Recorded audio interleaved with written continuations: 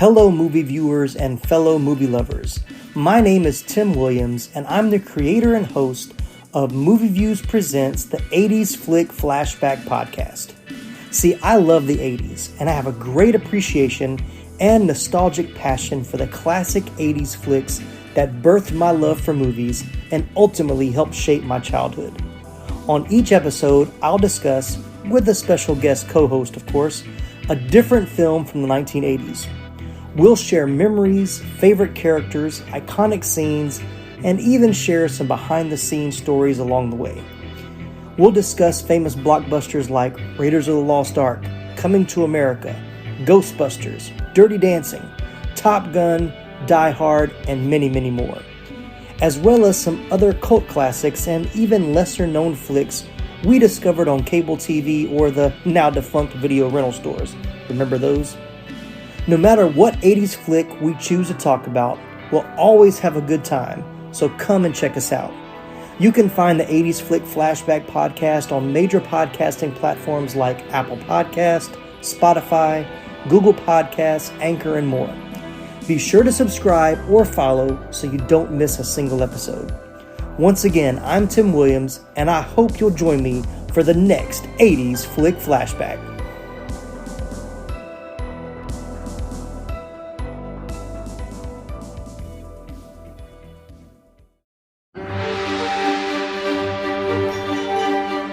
Hey everybody, welcome to this special episode of Moving Panels. We are almost 1 year in. I have been doing this show since Labor Day of last year, and we are approaching that mark, a show a week. There's been even a couple of bonus episodes that have come in. And so I asked my guest host to provide me kind of a reflection of what they have thought about the show and what the show has meant to them. And some of them were able to provide me with something that I'm going to give to you today. Now, I just want to say that for me, this show has been a great escape from the trouble of life with the pandemic and all. But I'm going to leave it at that. I'm going to save my words for another time. Let's go ahead and get to it. And I'm going to go ahead and start with my good buddy Blake Fowler, as he actually did a mini episode for his review. So take it away, Blake. In the year 2020, in the midst of a global pandemic, an idea was formed. It was an idea that would go on to shape the lives of a group of comic book fanatics forever. Moving from quarantine to quarantiros, this collection of DC fanboys, Marvel maniacs, and all-around enjoyers of seeing their favorite pages come to life set out on a journey to share their passion with the world. And it was all thanks to one man, Laramy Wells. On this episode of Moving Panels, I talk about moving panels. Alright, so that's a wrap on season 1 of Moving Panels. Everybody, round of applause, big yay, standing ovation. When Laramy first brought up the idea of creating a comic book-based podcast, I was, to say the least, genuinely giddy. Laramy is by far the most fervent Superman fan I know, but he's also the biggest movie fanatic I know and is well-versed in the multiverses of just about every other comic book character. And what he doesn't already know, he'll make sure to find out. Not unlike the sleuthing skills of everyone's favorite brooding vigilante, Laramy has a knack for tracking down every piece of character or movie trivia. And with that in mind, I couldn't think of anyone better to lead a podcast centered on all things comic book. And while every episode of Moving Panels has been a pleasure for me to listen to, and some of them to participate in, there is one that I feel stands above all of the others. And yes, I am referring to the holy grail of ill-fated projects, the resurrection of one of the greatest pieces of superhero cinema, the Phoenix, which rose from the ash of Warner Brothers' cutting room floor, the Snyder Cut. Now, if you haven't had a chance to listen to our roundtable discussion on Justice League, the Snyder Cut, go do so right now. Well, not right now, like after you listen to this now. Right now, at the end of this, that would be epic. The excitement in all of our voices, the passion and the unbridled and unfiltered joy is palpable. And the breakdown of new scenes, deeper character development, better storylines, and an all around more meaningful movie is more fun to listen to than you can shake an infinity stone at. Wait, no, it's more fun than you can shake a boom tube at. So go check that out. In all honesty, that's what I've enjoyed most about being part of this podcast. The opportunity to sit down with old friends while making new friends, all in the spirit of discussing things we love. It's given me a space to escape the reality, or is this really the real reality? Is this the reality that I'm experiencing also what you're experiencing, or is my reality different from? Okay, I gotta call Wanda about that and find out what it is. But either way, it's given me a place to escape what's going on in the world. And I'm looking forward to recording new episodes, inserting more terrible puns and jokes into our conversations, and just being surrounded by fellow geeks, nerds, and fanboys. So now we've come to the part of the episode where we ask, bag it, stack it, or trade it. And for those of you that are first-time listeners, bag it means that we're going to slide it into that protective plastic sheath, and we're going to hide it away from the sunlight and all the damaging elements of the world to make sure that it stays in pristine gem mint tin condition because we treasure it and value it so much. Or we're going to stack it where, yeah, we're going to hold on to it. We might not take great care of it, but it's going to be something that we pull out every now and then and return to, and we enjoy it for what it is. Or we're going to trade it. Get rid of it, take it to the pawn shop, find some schmuck who's going to take it off our hands, and then we're going to hopefully forget about it later on. And when it comes to the Moving Panels podcast, I'm bagging the whole thing. And when I'm old and gray and wandering the earth as a protector of some random little girl who has had adamantium infused into her body, not unlike myself, I'll pull these episodes out of their proverbial bag and relive the adventures all over again. And I hope you'll do the same. Moving Panels, I'm Blakely Fowler, and I'll see you on the other side of the page. Thanks, Blake. Don't steal my job. That's all I got to ask. But no, it was great. I really enjoy having you on the show. You always bring this great humor and levity to the show. And you're really good about hyping me up to make me feel like I'm doing so much better of a job than I actually think I'm doing. So I thank you a lot for that, Blake. Moving on, I want to go next to the man who actually got me started with this in the first place from his podcast. So coming up next is Tim Williams from the 80s Flick Flashback. He's the one that inspired me to do this. And then after being on his show, I kind of learned how it all worked. And so here is Tim's thoughts on the first year of Moving Panels. Hello, everyone. Thank you so much, Laramy, for letting me be a part of this special Moving Panels episode where we discuss our favorite episodes and maybe some episodes we'd like to see in the future. At least that's what I'm going to talk about for my little portion here. So favorite episodes, there's been a lot. I've enjoyed a lot of the episodes that I've listened to. Some that immediately come to mind, of course, are ones that I was a part of. No, I'm just kidding. But those were fun. Like I remember the Justice League comparison episodes that were a lot of fun. That was the group the panel episodes. So those were a lot of fun to record and still fun to go back and listen to. One episode that I really enjoyed was the episode where we talked about Scott Pilgrim versus the World.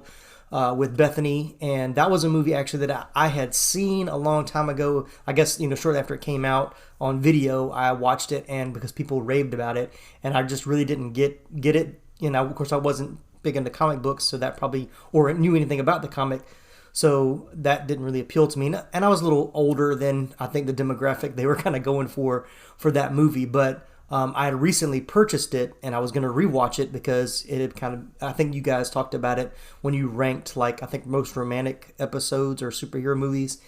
And so I watched it, and then hearing Bethany's discussion about his portrayal of women and the different things of that, it really, I could see that very evident in going back and watching it again. And once again, I appreciate it for what they were trying to do, but I'm kind of with you guys. It doesn't age very well, even though they just re-released it, I think for some anniversary they put in the theaters for a day or something like that. But I really enjoyed that episode. There's been others that I've really enjoyed as well. The episode on The Rocketeer I thought was great because I love The Rocketeer. That was a movie that I remember watching when I was younger and really fell in love with it, and I've been a fan of that director who went on to make Captain America: The First Avenger, which is one of my favorite MCU movies. So definitely enjoyed that one. So, but my favorite, all-time favorite episode you've done so far, and because I'm the host of the 80s Flick Flashback, of course it's going to tie to the 80s, and that's your episode on The Greatest American Hero, which was by far one of my favorite shows as a kid. And Larry and you and I have had this discussion since you recorded this episode, that that was such a fun show as a kid. And of course, going back, I had started rewatching it several years ago, I think when Hulu was just starting to become this thing that you watched old TV shows online before the whole streaming market exploded. But they had the first season, I think the first 2 seasons available then.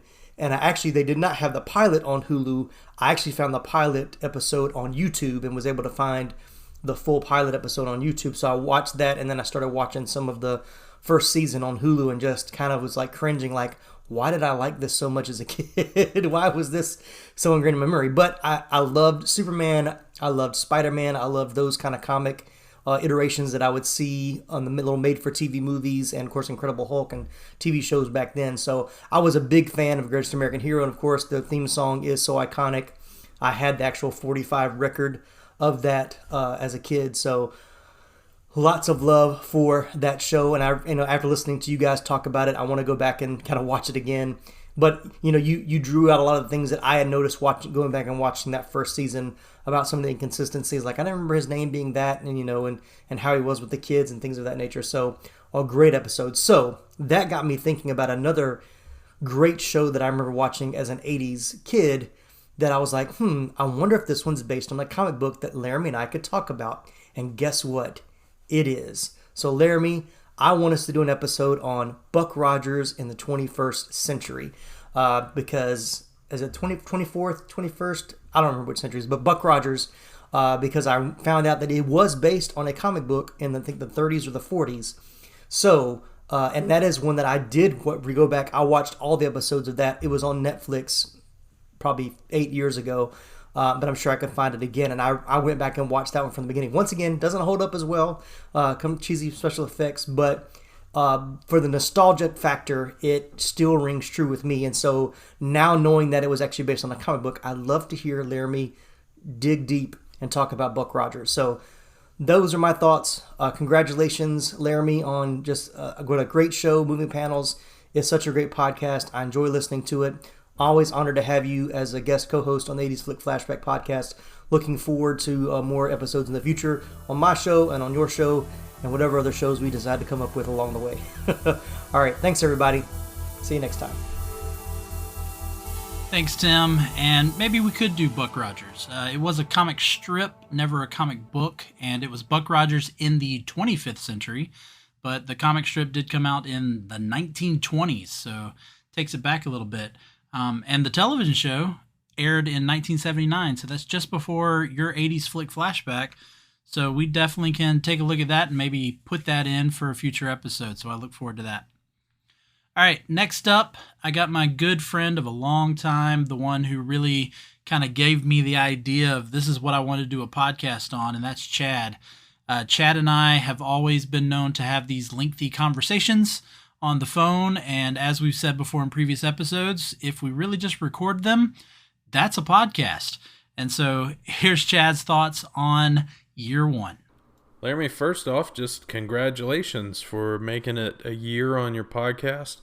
It has been so enjoyable for me as a listener. I love getting to hear my buddy every week break down stuff that's so near and dear to our hearts. And after 15, 20 years of having these conversations with you, it's been fun watching you get to share it with other people. And I love the Facebook community and just sharing stuff on there and bantering back and forth and everything. But when we started talking about the idea of having done this for a year and kind of what our favorite episode or episodes are, several things came to mind. And first off, just the very first episode. I loved listening to you explain why you were doing this, your love of Superman, why he's such an important character to you personally. And even in that, it was just kind of fun because there's all the many arguments. You go, well, I can see why you like him, but I like so-and-so, and, all this kind of stuff. And it's just such a comic booky thing. And I'm glad you started out just with your nerdiness about that dude right off the bat. So that was really cool. And I'm, obviously biased on the ones that I get to record with you because I just enjoy the conversations we have so much. And so probably the other important ones to me, or my personal favorites, would be I really had a good time doing Planet Hulk. That was a movie that you shared with me. I had not actually seen that they were doing an animated movie on that, and so that was something that you had shared with me years and years ago, and I had read the books. And so then kind of getting to reverse that, and you reading the books and us rewatching the movie and then getting to record our takes on it was really pretty fun for me. I just love that property and that character so much, and it's such a cool story. And I'm hoping that just there was one person who had never heard of that story before, and they went back and at least watched the movie if they didn't even go and read the book there. But that one was really cool. And the other one was definitely, and my favorite to date is definitely the Joker episode, where you and I both had not seen that movie yet. Went back and watched Joaquin Phoenix's Joker, and just got to talk about it. And it's because that became just one of your and I normal conversations. I had such a fun time recording that one with you, and forgot that we were recording. That was just like a phone call after we'd both gotten done watching the movie and just started breaking it down, and it was such a good time. And I hope people enjoy the passion that you have for the subjects, and the relationship you have with the guest hosts that you have on. And I hope that that stuff shows through to other people, and that they enjoy it as much as I know that I enjoy recording episodes with you. So hope this is the beginning of another year, and I just can't wait to see what season 2 brings. Thanks for having me on, man. Thank you, Chad. Again, this is all because of our conversations. Like you said, after watching a movie, we'd call each other, we'd talk about the movie, talk about what we liked, what we didn't like. We would fantasy cast, we would fantasy write the script, as we've talked about before in a previous episode. And so it is really the conversations we had that just, again, as I've said before, has led to this. Finally, we have my wonderful wife, Bethany, who has joined me for a few episodes.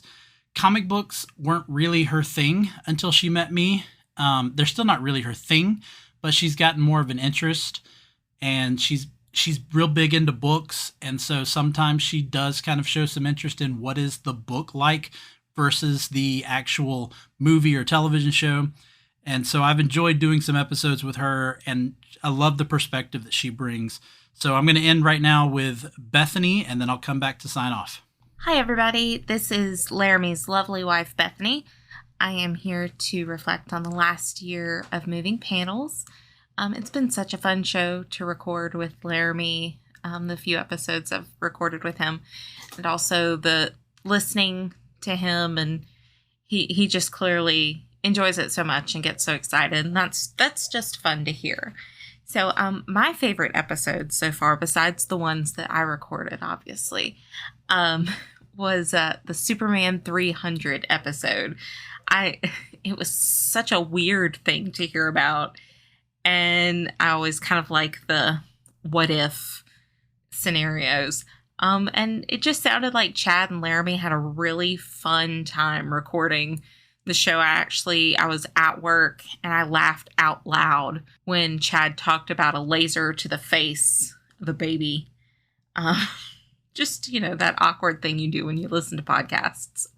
So something I wanted to add, if I were to add something to that episode would be a what if Lois Lane were a part of this story, which she's not, but what if she were? And so I wrote a little thing, and it's just very short, but here we go. Cut to Lois Lane working in her tiny apartment in the heart of Metropolis. She is madly typing away at her trendy orange Macintosh computer while chugging her venti latte and furrowing her perfectly manicured pencil-thin eyebrows. Alicia Keys' Fallen is blaring through the headphones of her Discman. For the last 6 months, Lois has been publishing content not seen fit for the Daily Planet under a pseudonym on her online blog. Perry White refused to recognize the significance of the super being Skyboy and his absence for the last 10 years. She continued typing one-handed as her Nokia phone started to ring beside her. "Lane," she said in her quick response. "Have you seen this?" Perry White's gruff voice came through the receiver at a volume that would suggest she were standing across a crowded room and not simply through the phone.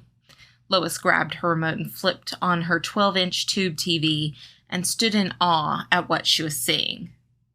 Who was Mocha? And that's all I can really add to it. I just thought it was fun to drop as many 2001 trendy things that I could think of into one paragraph. But I'm really looking forward to other things that Laramy has planned in the future. Specifically, I'm looking forward to discussing the Umbrella Academy with him and a couple of other things that I don't want to spoil. But thank you so much for having me on the show, Laramy. And thank you to everyone who listens. And I hope to talk to you again later. Bye. Thank you, Bethany, and thank you for the support that you've given me throughout this. It has really meant the world. And I'm looking forward to doing more episodes with you, that Umbrella Academy, as well as continuing our annual tradition of doing the Valentine's Day date night movie. So look forward to that in February. Lastly, folks, I just want to thank my other guest hosts who weren't able to participate in this episode. Reese, Kim, Deanna, Justin, and David. And I couldn't do this show without all of you guys, and so I appreciate it greatly. It's been a year. We got a couple more episodes to go in this year, so please listen out for those. I'm going to do an episode just for myself, thanking all of you guys, but that episode will come out a little bit later. And look forward to Season 2 of Moving Panels. But for now, I'm Laramy Wells, and I'll see you on the other side of the page.